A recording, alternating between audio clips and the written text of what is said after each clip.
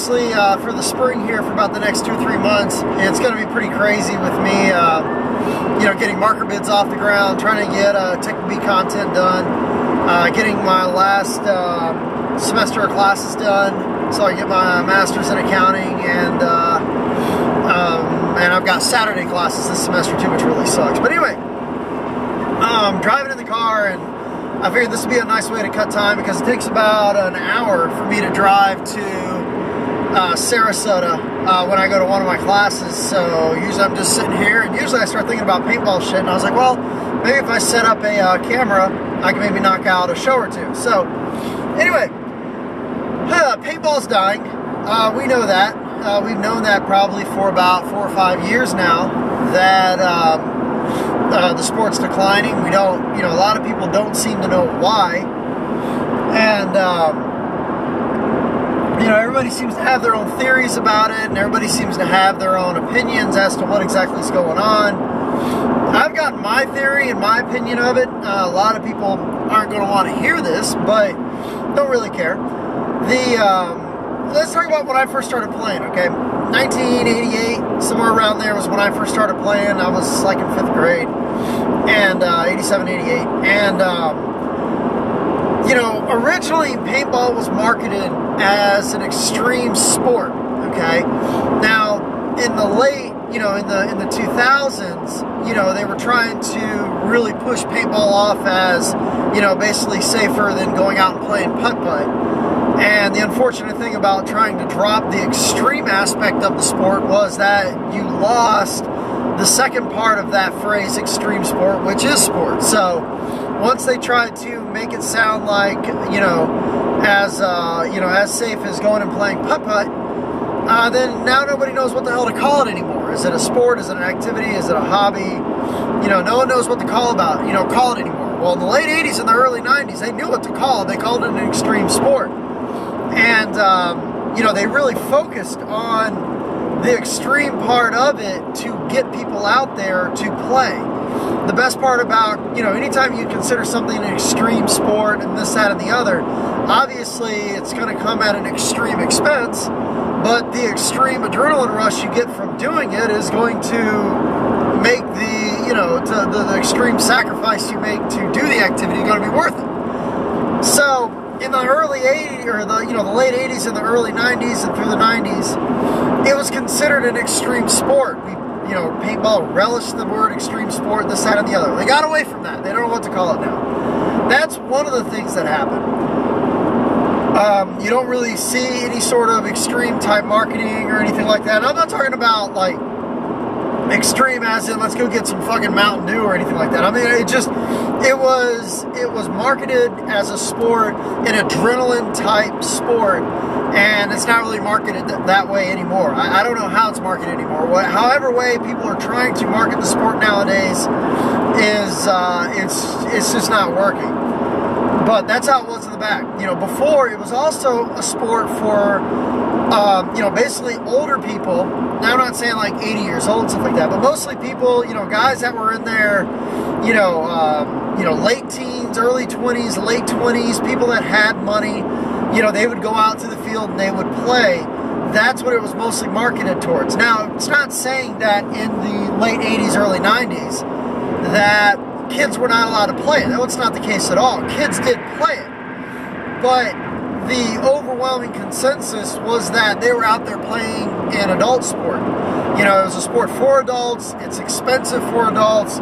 If an adult is out there and he wants to have a beer in between games, that was okay. So, you know, and I think by recently, probably the past few years, as paintball has really tried to, or as the, you know, powers that be in paintball have really tried to focus on getting the younger kids into the sport, they've always been there. That's the thing. Kids have always played paintball. So why did they have to change the marketing to appeal to kids? That's the thing now. If you only market paintball towards kids, well, when they're not kids anymore, they don't feel like they belong, okay? So that's the problem. Once they're old enough to get the driver's license and they can actually drive to their work and actually make money, well, now they're going to want to play it anymore because it doesn't even feel like it's an activity for them. So that's one of the things. You need to go back to marketing paintball towards, you know, people with money, people that are driving themselves to work, have their own car, have their own, you know, means of income, have control over their own finances and stuff like that. They don't really do that anymore.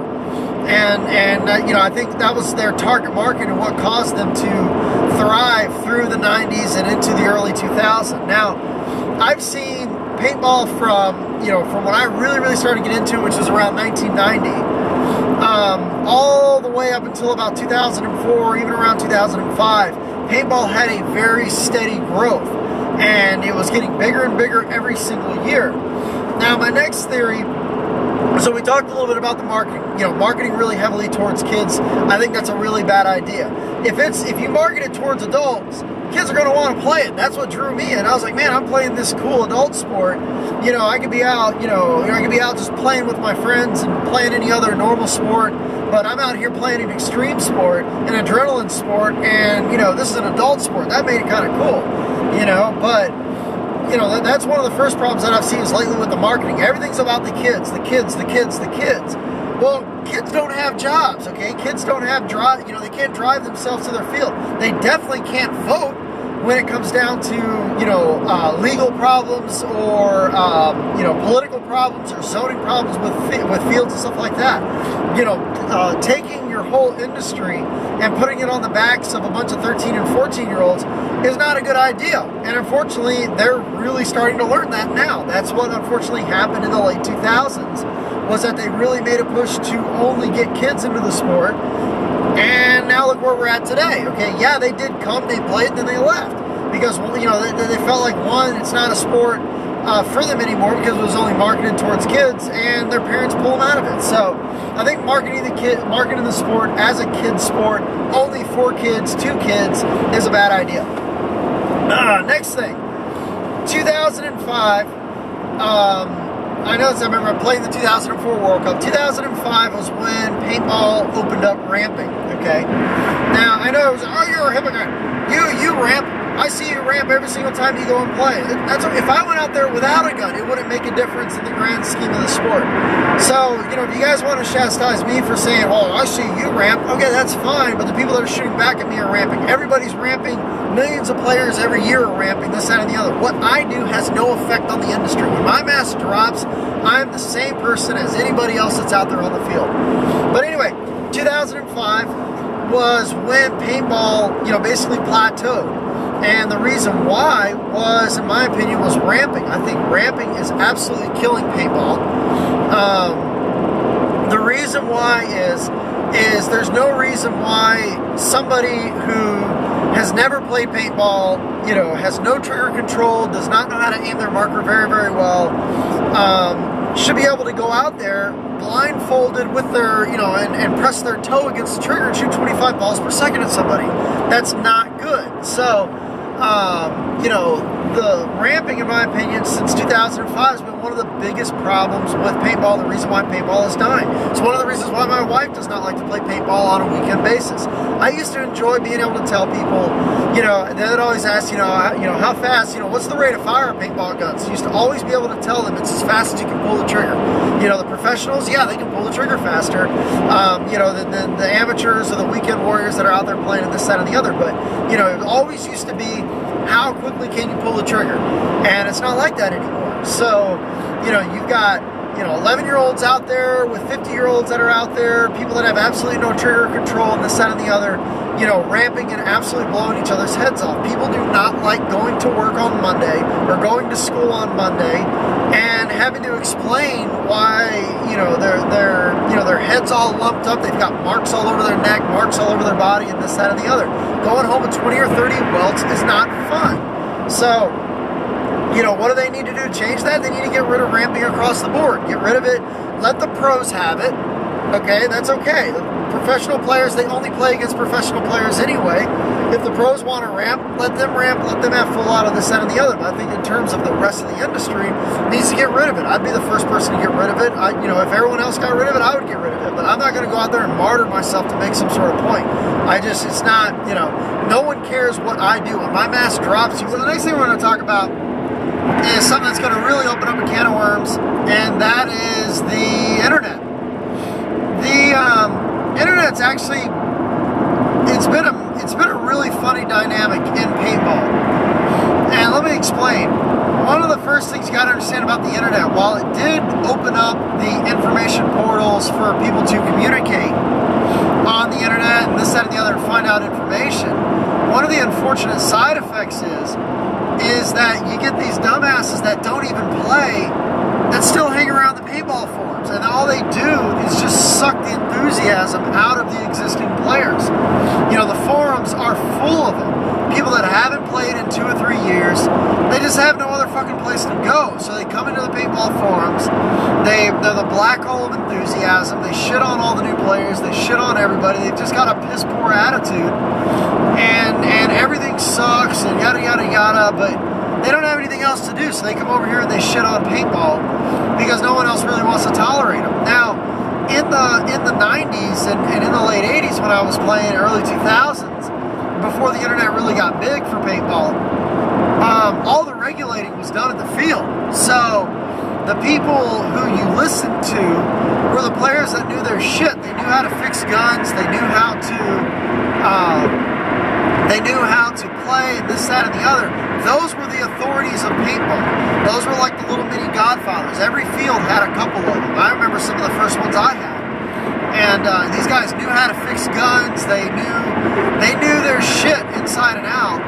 And they were the ones that everybody looked up to, and they were the ones that everybody listened to. That's not the case anymore. You know, the internet unfortunately provides everybody a voice. And you see these people that can't even remember the last time they played, but they still hang around the paintball forums. And you just wish they would just go and fucking bother somebody else, you know? Something else that the internet has brought about is that,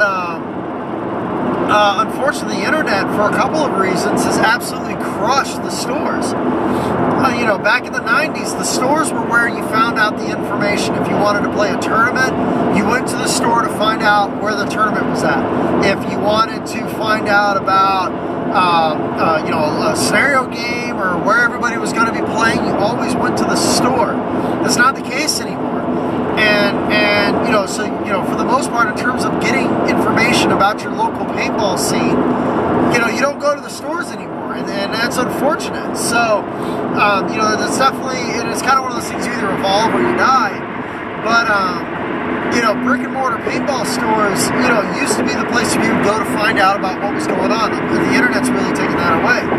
And something else that really sucks for brick and mortar stores is that, you know, a lot of paintball players are realizing this is, you know, if your local store doesn't carry it, you can buy it from an online retailer, get it shipped to your house, in many cases overnight, free of charge. You can get the color that you want, and you don't have to pay sales tax, you know, and that's unfortunate that the stores are stuck in that predicament where they've got to charge sales tax, but the online retailers don't have to pay sales tax. You know, you don't have to pay sales tax when you're ordering from an online retailer. And the one thing that's really, you know, and that's another thing that's just another nail in the coffin for the brick and mortar stores. So, you know, the internet really has been, you know, kind of a double-edged sword for paintball. You know, you don't, you know, one, if you go on, you can't go to your local, you know, the local stores are closing down. You know, and if you go on the internet to find out information, yeah, it's there, but you're also going to get a bunch of negativity, a bunch of dog shit, and chances are the people that are really causing havoc on the internet couldn't even tell you when the last time they played. It just so happens that we make them feel welcome more than anybody else, so they hang around and shit in our backyard. So, you know, that's the, you know, that's my theory about the internet. You know, and you know, so I mean, you see things like, you know, and another nail in the coffin for the local brick and mortar stores is look at many of the events, the major events like you know, the PSP and the NPPL and stuff like that. Go to any of their events, and very rarely, even though they can be, you know, they can set up an event anywhere. And how often do you see representation there from the local stores and the local fields? You just don't see it. You know, so I mean, it just goes to show you how, you know, how these stores used to be a major influence, the brick and mortar stores used to be a major influence in paintball, and it's just not happening anymore. The online retailers are where it's at, and a lot of the paintball, you know, a lot of paintball players are starting to find that out. So, you know, those are some of the dynamics that I've seen as to what is keeping paintball down. One, it's being marketed to kids way too heavily. Second thing, I think ramping's another thing that's absolutely killing paintball. You know, the third thing, obviously, is the internet in terms of how easy it is to feel burned out dealing with all the bullshit that's on the internet. You know, yeah, you find out everything you need, but then you find out a lot of stuff that you don't want to know or don't need to know about, and that can cause people to get stressed out and just people be like, you know, fuck this whole activity, you know.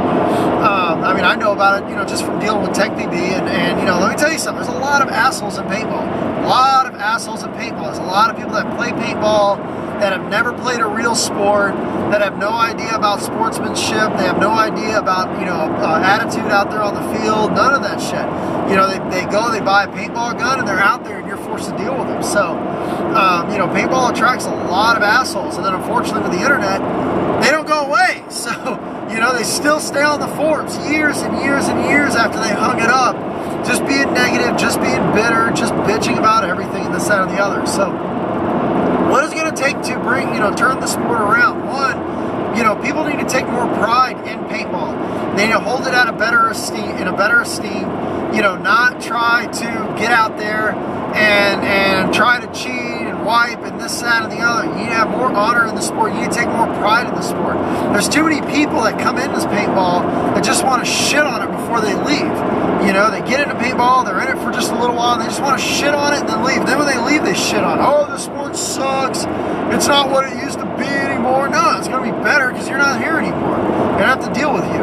So, you know, you need to have more honor and more pride in paintball. And unfortunately, the class of players that we have now, it's getting harder and harder to really instill in them that, they come in, they shit on paintball, and they leave. And take more pride in it. Try to get more players involved in it. Invite people out there to play. That's what's going to cause paintball to go back to growing again. I think in terms of the scenario games, in terms of the